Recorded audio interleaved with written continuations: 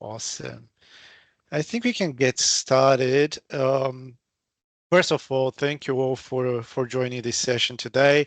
It's the first session of the year. Last year we had quite a few sessions. Not too sure how many of you have joined us last year, but it was a very interesting exercise, and it's a great opportunity not only to talk about cybersecurity in itself, but also, sorry, we have more people joining us. We were also doing some exercises, interactive exercises in the past, which was like we got an overwhelming positive response. But because this is the very first session of the year, what I'm gonna do is to start from scratch again. And today we're joined by David Luchi. Thank you so much, David, for joining us.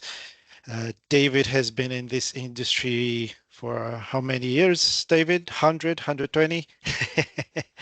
I'll let David introduce himself, but uh, everyone seeing our screen? Okay, just confirming. Yeah, Yep. cool. Awesome. Yep. So hopefully the animations work as intended, but if not, I apologize in advance. Cool. So a quick intro. I'm going to talk a little bit about the company, about myself, and then I will let David introduce himself. So Cliffside Cybersecurity, the company behind me, we provide cybersecurity services covering all aspects of cyber, from security architecture to security assurance, penetration testing. We extending our portfolio to security operations as well. About me, I've been in the cyber industry for the past 25 years, about to come 26. I've done a little bit of everything. I started as a pen tester more than 20 years ago. So when I started in this career, it wasn't called cyber. So it was called information security, IT security, but not cyber. So cyber is a new term, a more modern term for something that has existed for quite some time. Um, David, do you want to introduce yourself? I'll Sure. mute myself. Hello, everyone. So my name is David Luchi. Currently, I'm the head of information security for West Farmers One Digital. So within West Farmers One Digital at the moment, we have OnePass, the subscription service, and catch.com.au until the end of April 2025. So I have, by my last count, somewhere between 12 and 14 years of experience in security and 15, 16 in IT altogether. Same as Adri, I worked to pretty much everywhere in cyber.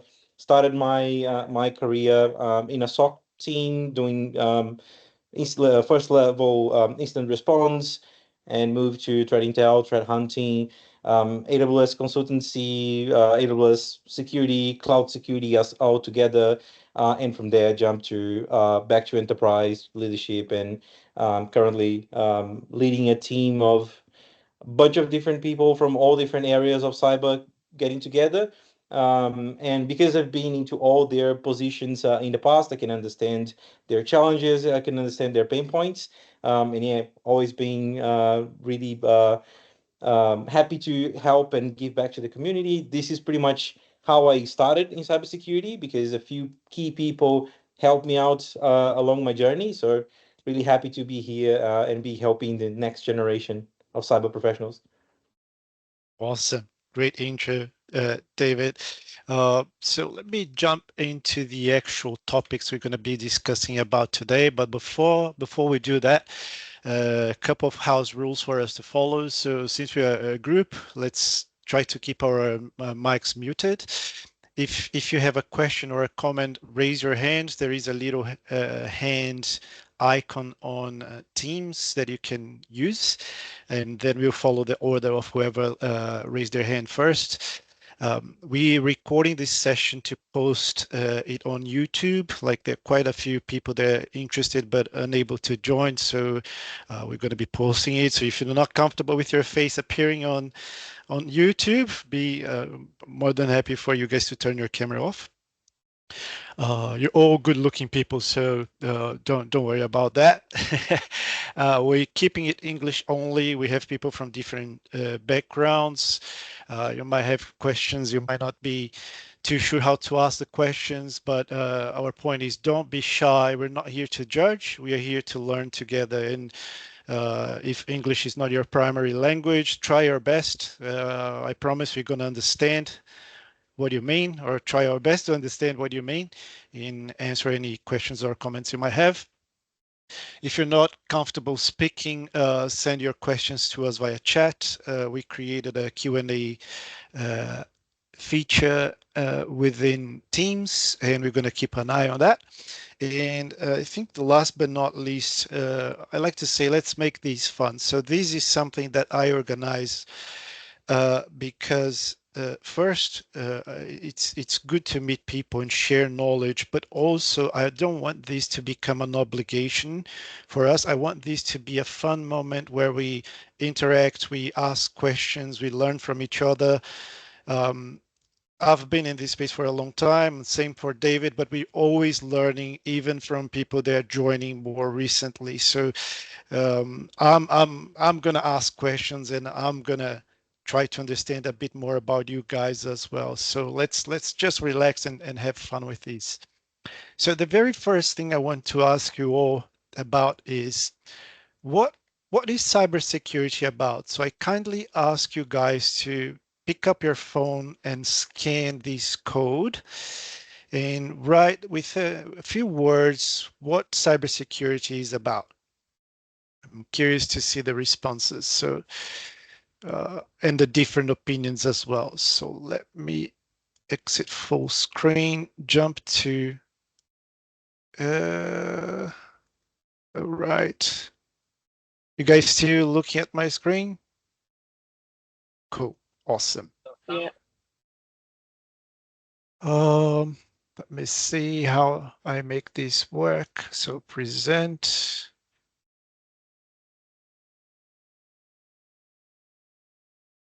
Okay, protection information as, okay. That's supposed to be assets, Adri. It's Oh, dropped right, off. okay, assets, okay, cool.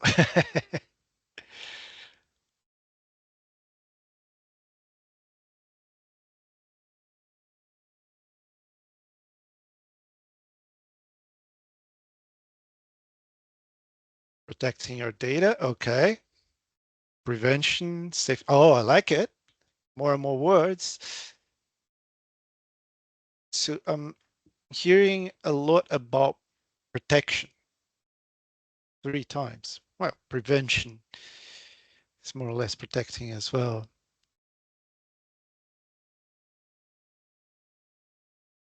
I'll give it another 30 seconds.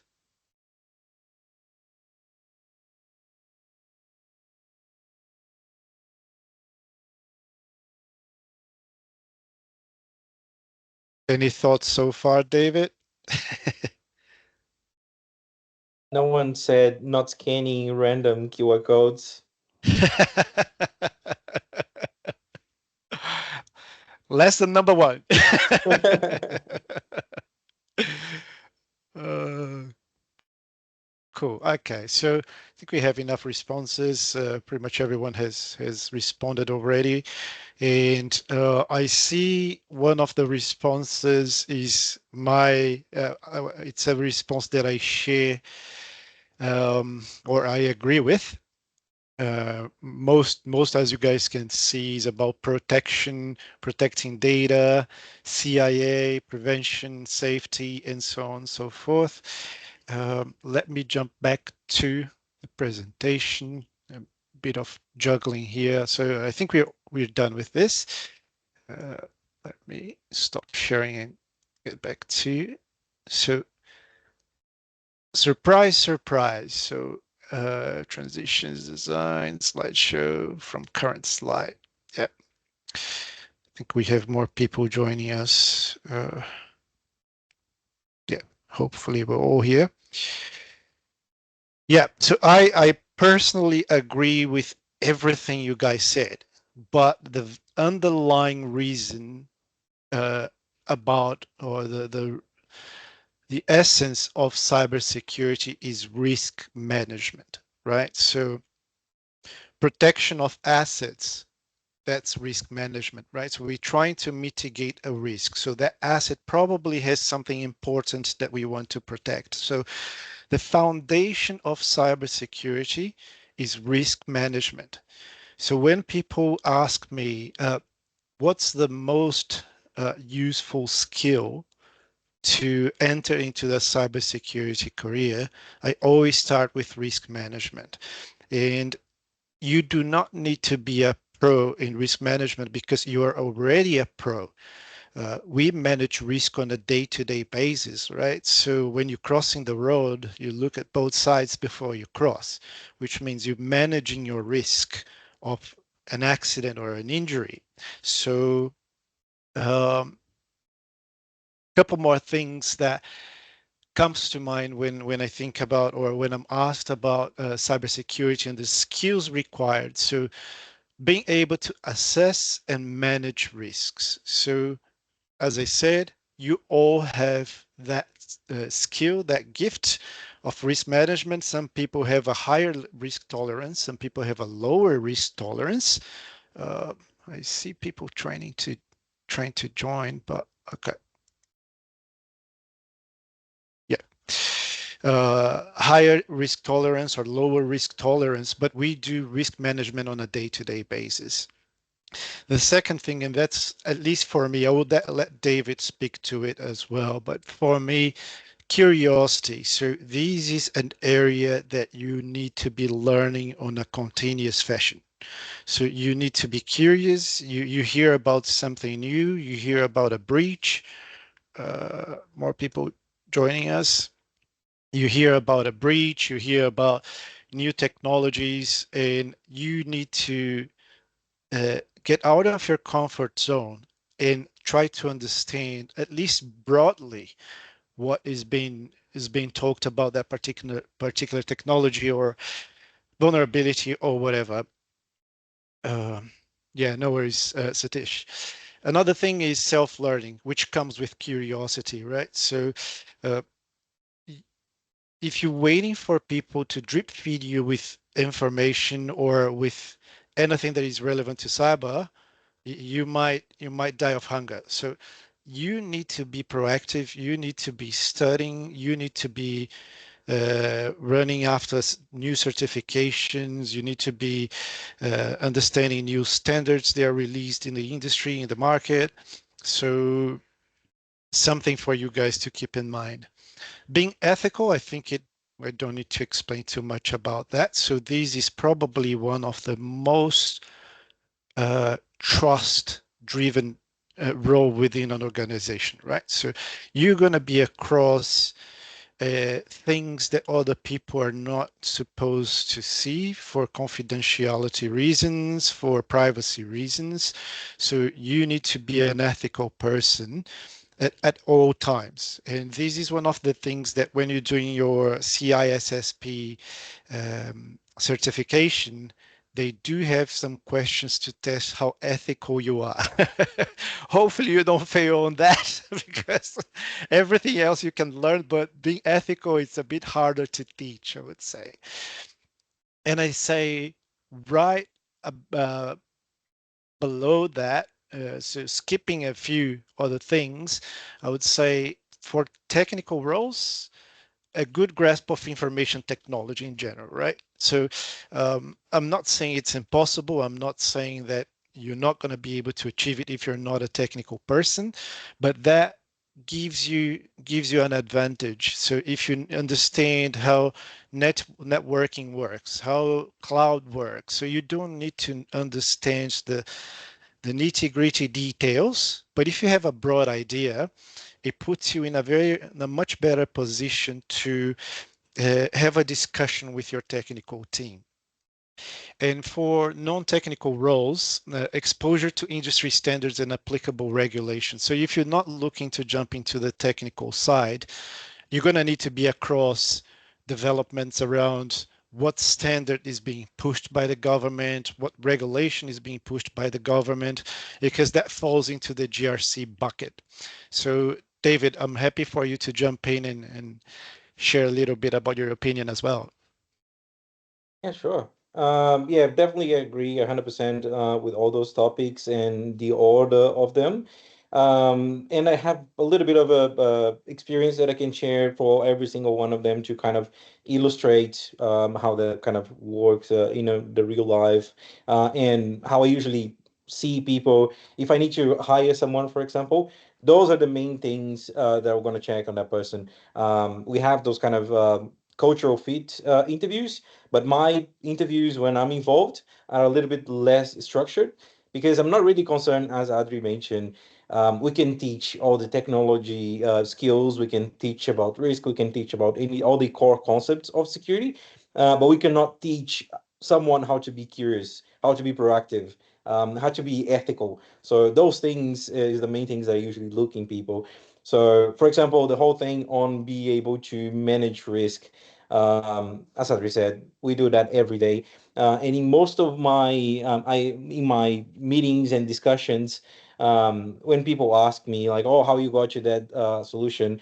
Why you decided to go to that direction in the project?"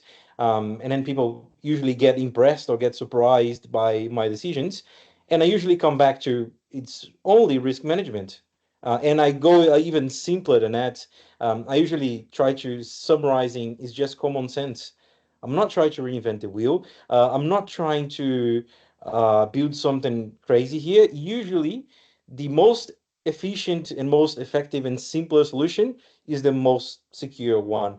There are some edge cases where security and usability are opposites, but in general, the most efficient will be the best one. And the whole risk management situation, as I said, I just go to common sense. Each people is different. Each people and each business, they have different tolerances for risk. I consider myself a person that is a little bit tolerant, but I'm very cautious. So I can feel like right in the middle in a big spectrum of risk. Adri, for example, he's an entrepreneur, so he's probably willing to take a little bit more risk than me. So I haven't been brave enough to take that step. So that can probably give you an idea of where I sit. So for me, for my team, all the technical decisions and all the business decisions we've done are based on the core of managing risk. And even better, if you can translate that into money figure. So if you can show how much that costs or how much you lose either in money or time or something like that, this usually translates really well. And this is pretty much how I structure my whole life outside of work as well. So everything is pros and cons. Everything is a much it's a amount of risk that I'm taking, either time, financial, or anything like that. And I base my life on that, and I organize my life on that way.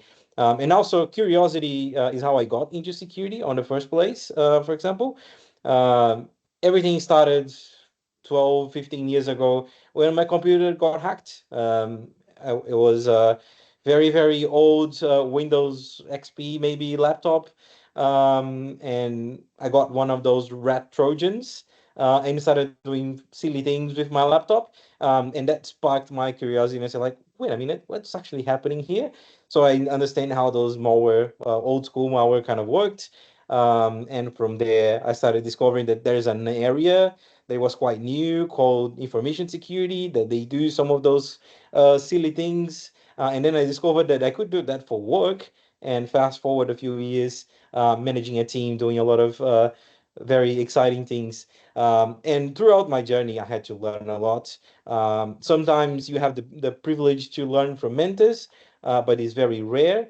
And what Adri mentioned before, you have to be self-learning because sometimes you are trying to learn something that no one really knows the answer.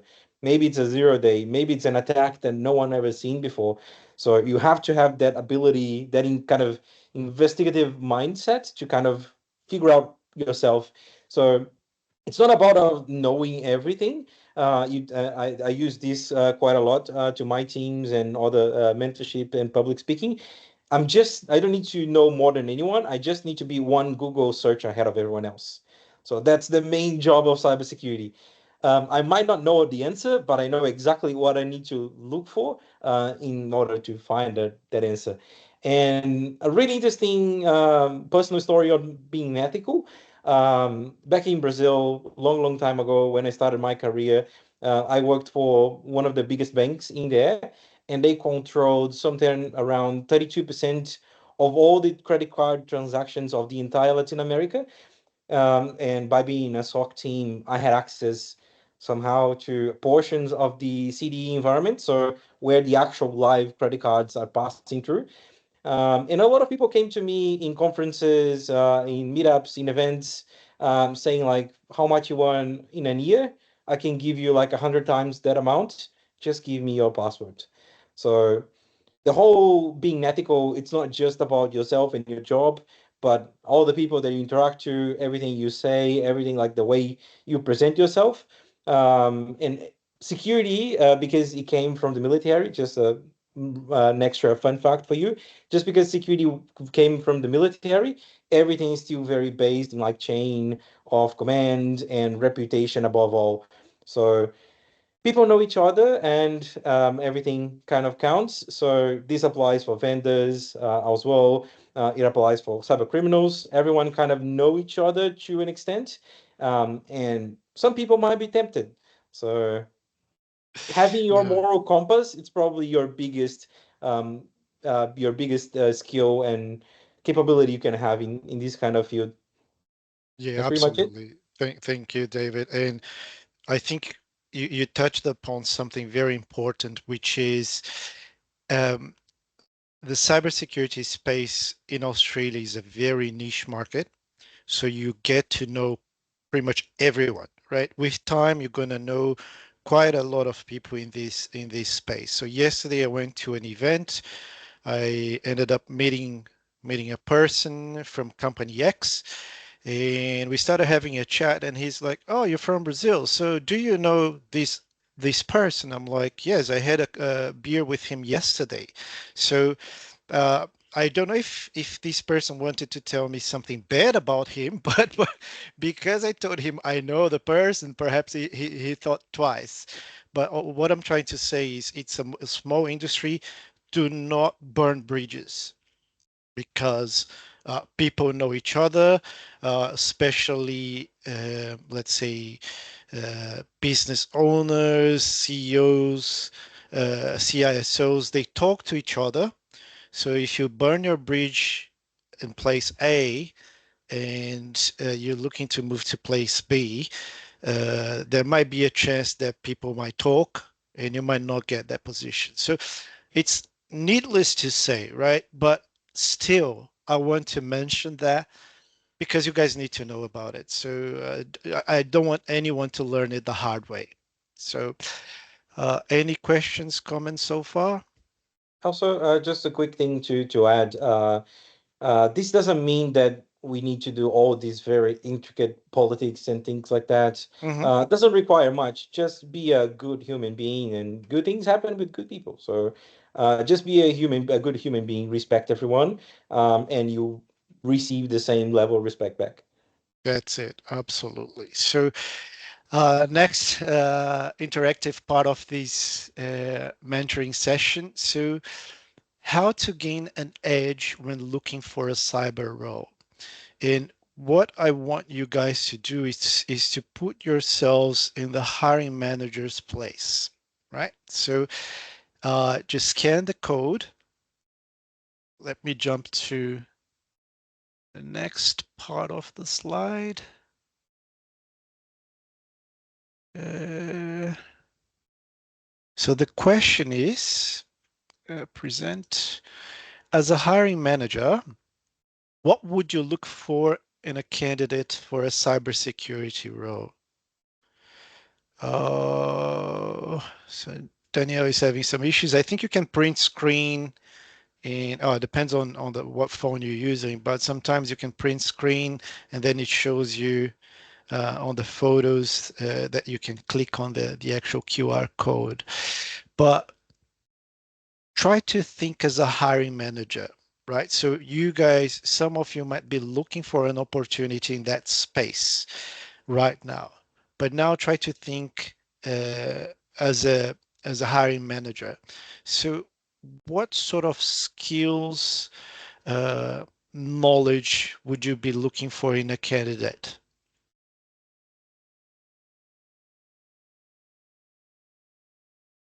Okay, it says the responses are hidden. 0 responses yet. I'm gonna need you guys to type in something. I like that one. Mm-hmm.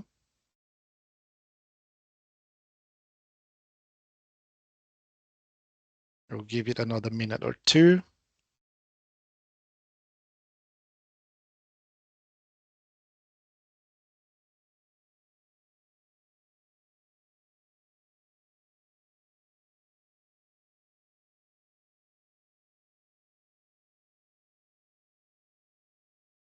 I think you can vote on responses as well. I'm not too sure. Let me give it a try.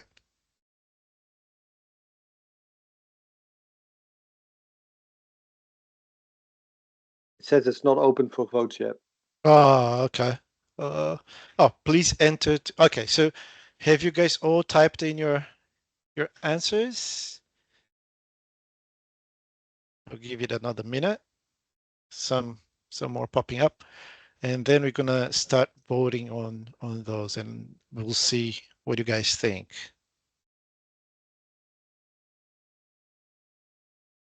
We are 4, 8, 12, 11, 10.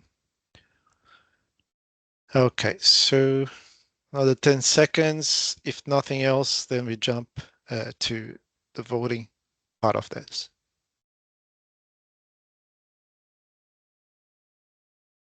Cool. Now you guys vote on the best option or best answer.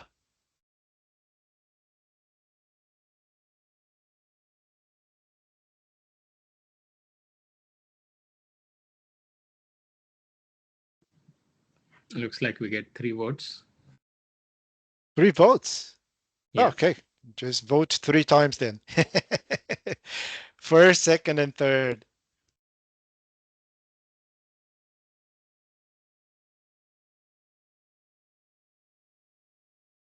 Yeah, the intention behind having these more interactive sessions is that I don't want you guys to fall asleep.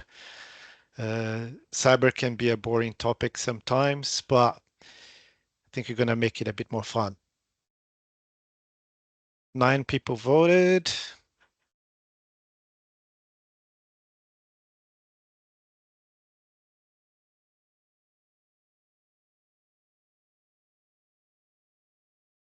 Oh, good. So I think that's good enough for now.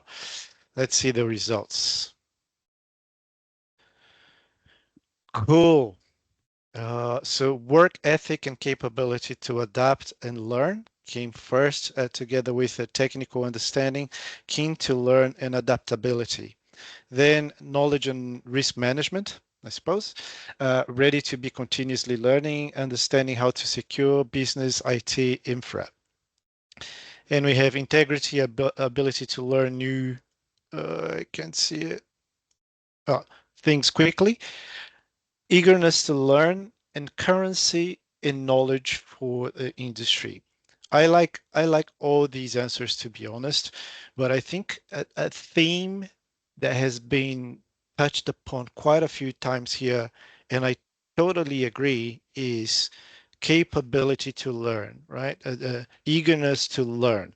So uh, as a hiring manager myself, and I will let David talk a little bit about it as well, it's almost impossible to find someone who ticks all the boxes in a job description, right? So the companies are different. There might be different technologies being used. Business processes are different.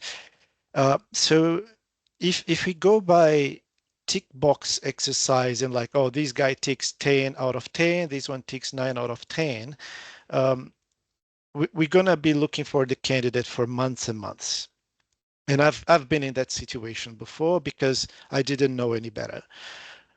What I've realized since opening the business and hiring so many people is you need to be able to distinguish how flexible and how much that person is committed to learn, right? Because if they don't know about a product, that's okay. You provide them with training. They might not be the expert on that particular platform within a week or two, but within a couple of months, they're going to be pretty good, right? But so hard skills, such as, let's say, technology and so on and so forth, that's something that we can buy, right? So we pay for training, we get people upskilled, and off you go. But if people are not willing to learn, they're not putting the efforts to take the next step, then it's quite hard. And there is no money in the world that is going to change that situation. So use it to your advantage, right? So when you're doing a job interview for a role, be very explicit about I might not be the perfect candidate. I might not tick all the boxes, but I want to learn. If you provide me with the right environment and training, I'm keen to do it. So that's the attitude that makes uh, a great candidate as opposed to just another candidate. So being very honest and upfront with you guys. So if you're looking for a job in this space, you're competing with thousands of people. I received hundreds of applications on a weekly basis, even when I'm not hiring. So people reaching out to me like, oh, if you have a role. So I'll give you a scenario, okay? So I'm halfway through my working day. A message pops up on Outlook, basically saying, here's my CV. Thank you. What am I supposed to do with that? Right? So uh, that approach does not work. Let me break that news to you. You need to go above and beyond. If you want to get hired in this space, you need to contact the person, for example, via LinkedIn. Do your research on the company you're applying for. Do your research on the job you're applying for. And always try to be a step ahead everybody else because you, as I said, you're competing with hundreds or thousands of people in this space. David, do you have any comments? Yeah, let me see. So let's start by giving a disclaimer that our position here is not to make people give up on the idea of jumping into security, but it is a very tough job. And there's a lot of people that are being attracted to the industry because there's a lot of news articles that says it pays really well. And yes, indeed, it can pay really well. And oops, did we lose David or did? Hi. Oh, Sorry. okay, Yeah, okay, my okay. No, go ahead, network go is ahead. a little bit not great at the moment. So let me just go back, and I was saying, the whole point is cyber. It's really tough, and a lot of people come to the area because of financial reasons, and that's all right. But if your only motivation is financial, you probably won't have the motivation that it takes to sustain enough to get to that goal. So, for example, Harvard Business School and a few other universities and research centers, they started comparing information security and a few other areas of IT with medical professions. So, for example, doing a very silly analogy, if you study medicine, you have to study a really broad range of things about the human body and everything. And then your first job will be in an emergency room. You have no idea what's coming out of those doors, and you have to be prepared to a little bit of everything and figure out on the spot. That's why I say I don't need to know everything. I just need what I need to search for on Google. I need to be one Google search ahead of everyone else because I have no idea what's coming. So this is probably one of the main key things that hiring manager might look for. And this is one of the things that I look for in my interviews. And I mentioned before, I want to see how you think. I want to see how you break down big problems. Also, I voted to that question that says adaptability, because as I said, you will be working in a very stressful environment and things change at all times. So how you will handle that uncertainty, how do you adapt to the whole situation around you? So and as Adri said, every time I open positions in my team, I received like 200 applications overnight. So if I have to read through all of them, I only have seconds per resume, and that will take me like 3 hours at the end of the day. So if you look at those resumes, they are all very similar, especially at entry level. So you need to show at that level as well. How can you differentiate yourself from other people? What do you do that other people might not do? Because if I look at the resume, someone like 300 people, they all did the same certification, they all did the same training, and very likely the same projects. So at the end of the day, I'll have at least 50 resumes that are exactly the same. So how do I differentiate those people, and uh, how do I choose between those 50 which ones I pick up to an interview, for example? So this is where you kind of differentiate yourself. You are always keen to learn. I also voted to that currency in knowledge in cybersecurity industry because you have to show that you are up to date. There are exploits every day. There are new vulnerabilities showing up every day. You have to show that you are doing your best effort to be on top of everything. And again, doing another silly analogy, same thing happened in the medical sector. New diseases come every day. Not because you've done 4 or 5 years of medicine at uni that you know everything. You don't need to study anymore. So we have to take some lessons from that area, and all those things that people really look in healthcare sector is the same kind of things that we need here. So another really important one that is not covered in the answers, and I would like to add just to finish it up, resiliency. Same as doctors. So, for example, if you are a doctor, you have to have like very strong guts to see like blood, um, some bones in places that they are not supposed to, some other objects that are not supposed to be inside people's bodies that you might find as well. So you have to be able to handle those kind of situations. And the same applies for security. When an incident happens, everyone's emotion will be at the highest, adrenaline will be at the highest. Be able to keep yourself cool in the middle of the chaos is also a very, very important skill. Awesome. Thank you. Thanks, David. There are a couple of comments here. So Robin is saying also people person who can explain difficult terminology to leadership, 100%. Danielle said delete, so I'm not too sure what she means by that. Should I delete myself? And Satish said, this is a good advice, but the contact person details are not advertised for far too many roles in my experience, which is true, definitely. But if, for example, if a company is hiring, you can definitely go to LinkedIn and search for the CISO or search for the security manager and think that it might not work, but it might work. You might reach out to them and say, listen, I see that your company is hiring. I'm interested in the role. I'm putting my application through. But either way, if it works out or not, I would like to connect with you. Right. So you went one step beyond everybody else, right? Who just sent the CV and hoping for the best. So something that I do on my LinkedIn whenever I reach out to people is uh, I don't send invites willy-nilly. I target the people I want to connect with.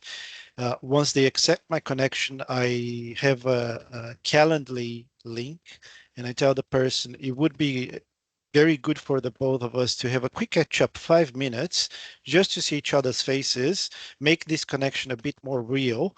Now, would you be open to that? And you guys wouldn't believe how many people are open to spend 5 minutes just to say hi, tell me a little bit about yourself. I tell you a little bit about myself. And that makes the whole difference, right? So next time, it's no longer a cold interaction. It's a warm interaction. They've seen your face, they talk to you, even if it's for 5 minutes, right? So, and by doing that, you're also demonstrating that you thinking outside of the box, right? You're just not one more candidate applying for the role. You applied for the role, but you're interested in the company. You're interested to connect with the person. So I hope that makes sense. David, do you agree? Yes, yes, 100%. And also, this is probably one of the best advice that we could give to you. You are working or trying to get to a field where there's a lot of clever people working, and their main skill is subvert systems for a living. So their work is to bypass systems and make Think outside of the things, box. yeah, and they thinks outside of the box in general. So you are competing with other people that are also as clever, and they are also for other creative ways to make themselves noticed. So it's a kind of a unwritten rule of cybersecurity. The cleverest one or the more articulate one will be noticed first. So how can you be noticed is the big advice. So do things that could catch someone's attention. So for example, I usually use my example goes in a kind of different tangent as Adri. Once I look at a resume, if I see things like a blog link or even LinkedIn links sometimes, GitHub links, links to a podcast, links to a Medium page, links to Hacker the Box, Rank, those sort of things. When I see those things, that sparks my attention. Like this person, it's not just looking for a job. This person is doing those things because I can clearly see they like to spend their time doing those things, and they have something to show. So I always follow those links and see what people are doing. And if, like I said, if I have 300 resumes to see and I spend like 30 seconds on each, that will be 3 hours at the end of the day. In one scroll, if I see that, you already took a lot more attention from myself compared to everyone else. So I've spent a lot more attention on your resume, your chances are exponentially higher. So have things and think of clever ways to be noticed that Stand other out. people haven't think of, and that will make a difference. Absolutely. I hope that makes sense. And you guys probably know about this, but I think it's always worth highlighting. It's just so you guys remember, because the market, like it's cruel. It's like Hunger Games, right? You need to, like, it's like this funnel here on the screen. So there are hundreds of people at the top. Only a few are going to go through the whole process and get to the bottom part of the funnel. So a couple of things that you guys need to keep in mind, and that's part of topic 3. So the importance of connecting and networking in this space. Who knows you in the cyberspace in Australia? And who do you know, right? So who knows you and who do you know? So um, you need to put your face out there. So uh, being at home, working from home remotely is great, but if you want to land a role in this space, it's really good if people have seen your face before, if you have introduced yourself. I know it takes a lot of effort if you're an introvert to go out there and meet people, but it's worth the effort. I promise. If you go out there, you don't need to be too outspoken, but basically you seek some key people in a, let's say, a meetup. Just introduce yourself. My name is blah blah blah. I do this. I'm looking for an opportunity. I have a blog, I have a lab at home, and basically what David just mentioned, right? So I'm, let's say, ranked #1 in whatever certification. So just think of an elevator pitch for when you approach these people, just to in, let's say, 30 seconds, tell them a little bit about yourself. Does that make sense? Cool. So what are you doing to meet people in this industry? So that's another question you need to ask. So are you just going to work and back home every day? So you're meeting the same people every day, talking to the same people every day. So again, back to my previous point, you need to look for meetups, you need to look for events, cyber events, and you need to attend so people see you. And I promise you, it makes a difference when I'm going to interview a candidate and we've met face to face somewhere before. I'm like, oh, I remember you from event ABC, right? It's a warmer lead as opposed to a cold lead. Uh, so Satish is saying, I love these questions. These are very important things to be doing, not just for job seekers, but everyone wanting to grow in cyber. Absolutely. I'm going to be very honest with you guys. Sometimes I'm tired. Sometimes I'm lazy, but there is an event and I'm like, you know what? I'm going to make it to the event. I'm going to leave early. Let's say as soon as it finishes, I leave because I'm tired. I need to get some rest, but I still make the effort, even though I I know so many people. I try to put my face out there. If you're not seen, you're not remembered. Yeah, spot Next on. point. I'd like Sorry, to add a fun story. you're on mute. I would like to add a fun story that happened with me as well. So being in person is definitely the best thing by far. But also your presence online also counts. Really cool story. So in one of my roles in the past, I was the first hire in the cybersecurity team. I was not the main manager of the team, but I was the first hire. I was what they had at the moment. So I built the team, including hiring my own manager. And the coolest thing happened, and this is one of the things that maybe pushed me a little bit to like this guy a little bit more and getting the job. He started the interview by saying, "Hey, I know who you are. I read your articles on LinkedIn." And he quoted an article that I wrote about Kubernetes containers, and I was like, "That's actually quite interesting." So same applies. You had to be known. You had to be noticed. Who do you know and who know you? So yeah, this guy show that either he actually read my stuff, or they did a research on who the company was, who I was, saw my links, did a quick read, and used that to show that he went the extra mile and he did the work. So it works in all levels. And you can use Indeed. AI to help you with that. You don't need to do that manually anymore. Good tip, David. So another point to mention is how solid is your LinkedIn profile, right? If I'll tell you straight away, if I am searching for a person for a particular role and there is no picture on the profile, I don't even bother clicking, right? So I think it's human nature, right? You want to know who you're dealing with. So put an extra effort into making your LinkedIn profile stand out. If you've written articles, it's possible for you to attach those articles as part of your profile. So the better your LinkedIn profile looks, the higher the chance for you to get noticed. So it comes, I think it's no surprise to anyone, but put an extra effort. I know there are professionals out there that can help you write a more solid LinkedIn profile.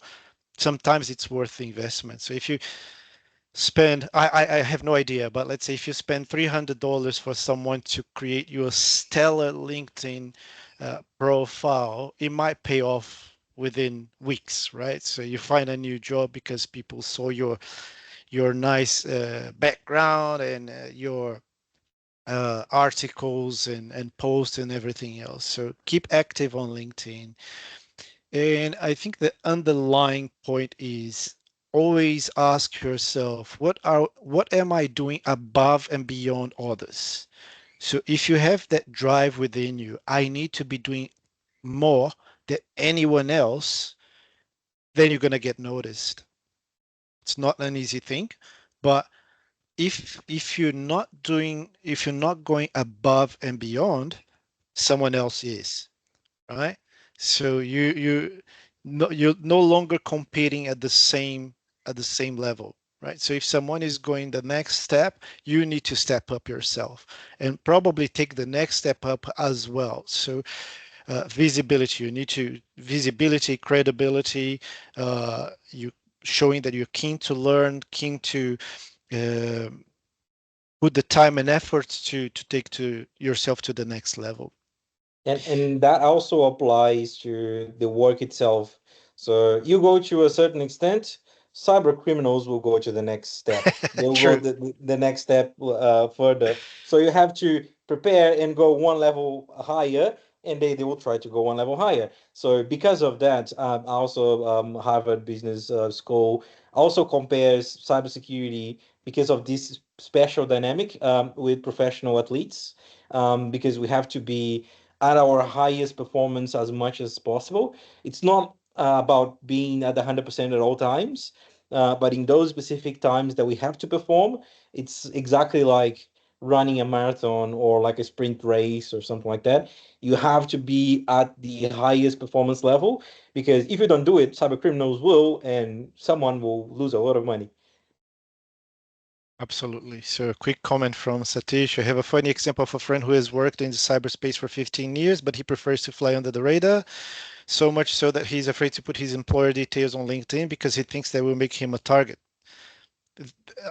I'm not arguing against that, depending on the nature of the role. Like probably police officers don't have a LinkedIn profile, right? But if you're not in that space, if you're not in the, let's say, highly secretive or top secret industry, I think it's not going to hurt you to have a stellar LinkedIn profile. So It goes back to our initial point on risk management. How much risk are you willing to take to get a better job or a better position or something like that? that's Some right. people will go to that length, some people will not. The one that goes further usually gets the job. That's right. It's not So great, but it happens.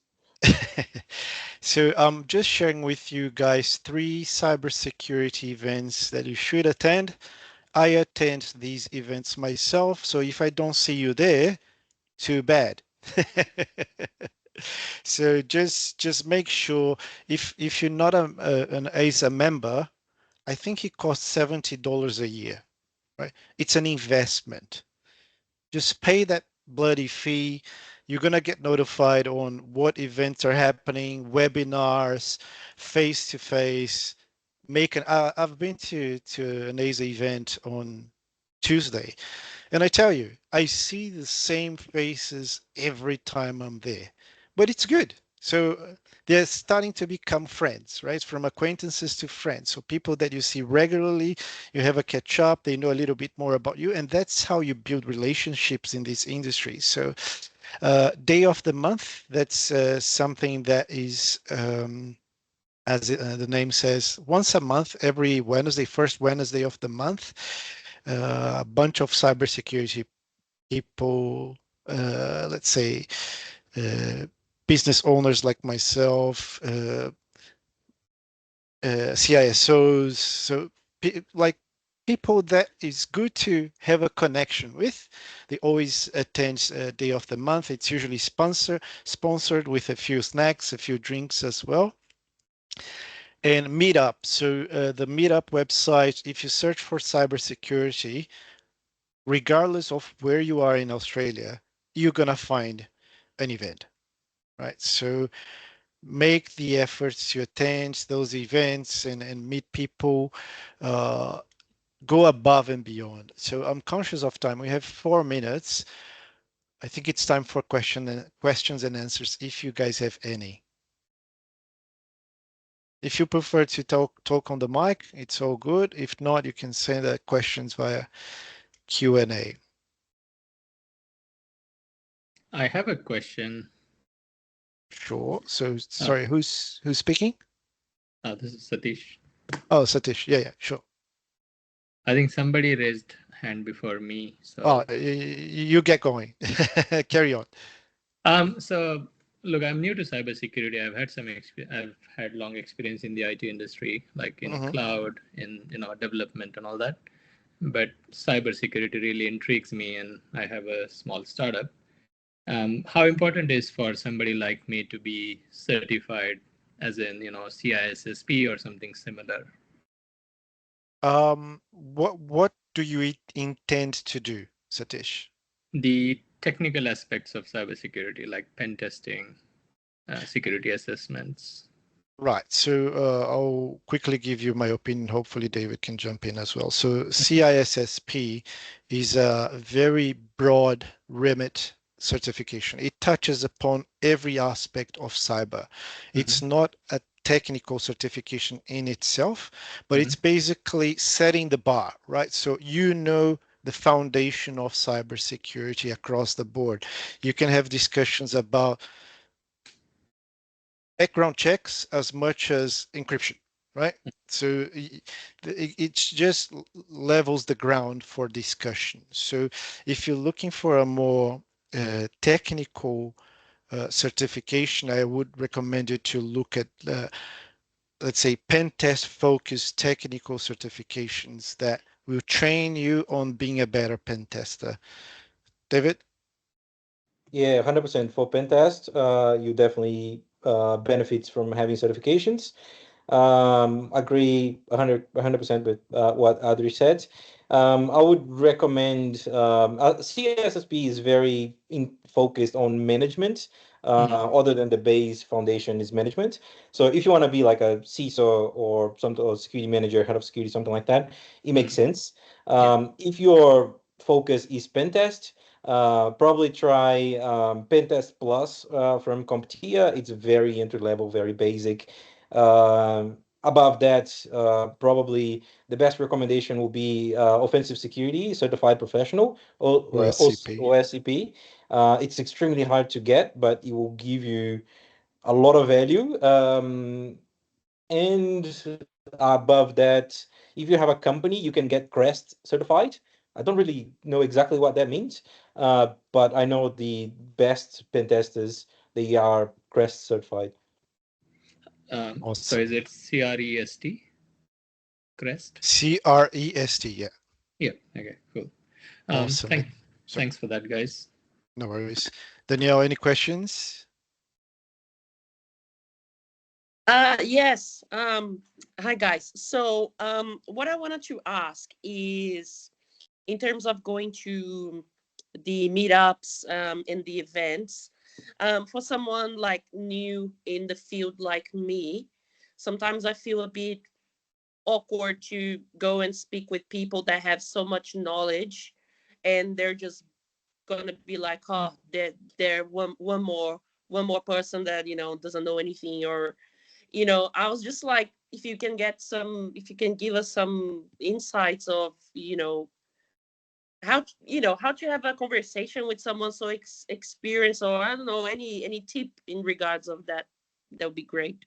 That's a very good question, and thanks for asking, Danielle. So I'm not gonna lie, there are two types of people in this world. People like myself and David who are here sharing our knowledge because it's a pleasure to share the knowledge we have, and some people that are very protective of what they know and they don't want to share. And that, so it's like a sales engagement process. So if you reach out to someone and you try to establish a conversation, if you try to communicate with them, you don't see much response, that's okay. Move on. Move on.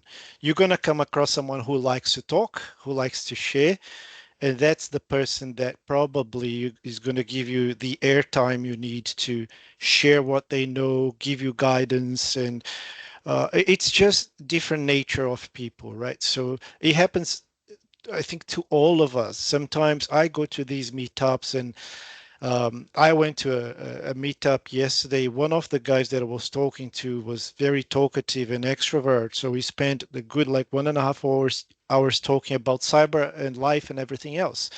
The guy he was with, they worked together. He didn't ask me a question once. And I'm like, that's totally cool. But he was listening, right? He was paying attention and hopefully learning something from that conversation. So don't be ashamed. Go introduce yourself. Say like, I'm new to this journey, but I've done this and this and that. What do you do? Right. So what is your job about? Tell me like, what does a day in your life look like? And if you see there is no much progress there, move on. There is always a person that wants to share their experience. David? Yeah, rule of thumb, if those people are willing to spend their time to go to a public event like this, they are probably willing to share knowledge. So just Mm-hmm. reach out to anyone and start a conversation. You mentioned it feels awkward. I've been in the industry doing that for a long time and still feels awkward when I reach out to people and when people reach out to me. But as we start chatting, all this kind of goes away because, as Adri said, most people are kind of open and willing to share knowledge. So just reach out. In bigger events and meetups, usually there is name tags. So you can see the name of the person, where the person works, and you can use that as a icebreaker. Ask something about the company, or use something that you know about that company to introduce yourself and start a conversation. Or if it's a big event, there's a bunch of different talks happen. The person is presenting. Once they finish, you're more than welcome to reach out to the person, introduce yourself. They will be very open to chat, and you can complement the presentation or something like that to be the icebreaker. Adri used an analogy with sales. Same techniques work. I started laughing because I was going to mention dating, which is the same techniques all over again. They also work. So you just need to be out there and do your best shot. Some people might say no and turn back and leave. Some people will be open for a conversation. So just try your luck. Keep trying. Thank Awesome. you. Cool, guys. I'm conscious of time. You might need to head back to work. I would like to thank you all for your participation today. I'm gonna be publishing this video on YouTube, so if you can kindly share the video with your peers or people that might be interested, that would be awesome. And what I'm planning to do, David, is I don't want you to fully commit right now, David, but apparently David is going to be able to help us once in a while, if not every session. So what we're going to do is to put together a quick questionnaire to see what themes you would like us to cover. If you want us to cover like some technical examples, like drill down into technical discussion, or keep it around career and so on and so forth, or 50-50, yes, we're going to hit your mailbox with that. But having said that, thank you so much for your time. If you guys have questions, comments, do reach out to me, do reach out to David. Might not be always available, but whenever I am, I'm happy to answer any questions. Thanks all. Thank you Thank you, all. guys. Thank you. you. See ya. Bye.